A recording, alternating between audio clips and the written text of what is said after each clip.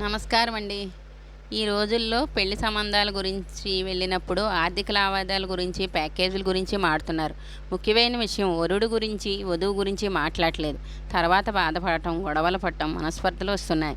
ఈ విషయం గురించి మాట్లాడదాం. వధువు గురించి తెలుసుకుందాం. హిందూ సాంప్రదాయంలో భార్యాభర్తలను ఒకరినొకరు గౌరవించుకోవాలి. భర్తతో మధురంగా, వినయంగా, నవ్వుతూ కనబడాలి. ప్రతి సేవే సౌభాగ్యంగా భావించాలి.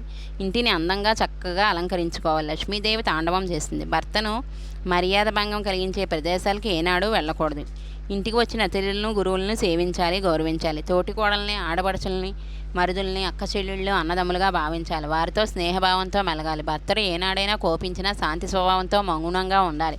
భర్తకు మనసుకు నచ్చిన విధంగా ఇంటి పరిస్థితులను తనకు అనుకూలంగా మలుచుకోవాలి. పుట్టింటికి, అత్తవారింటికి మంచి పేరు తేవాలి. వరుడు లక్షణాలు: జీవితంలో సగభాగం పంచుకునే భార్యని అమితంగా ప్రేమించాలి. మనసులోనైనా భార్యను దాసీగా, దీనురాలుగా భావించకూడదు. అత్తమామల్ని, బంధుమిత్రుల్ని ప్రేమించి గౌరవించాలి. ప్రతిరోజు భార్యలోని లోపాలు గుర్తించి మంచి మనసుతో సరిదిద్ది భర్తదే బాధ్యత.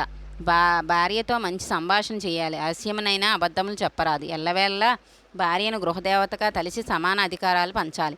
భార్య సలహా సంతోషంగా స్వీకరించాలి. భార్య సహధర్మచారిణిగా గౌరవించాలి. భర్త భార్యపై చూపెడే అనురాగ ఆప్యాయతలు, శాంతి సౌఖ్యములు భార్య నుండి మరలా పొందగలగాలి. ధన్యవాదాలు.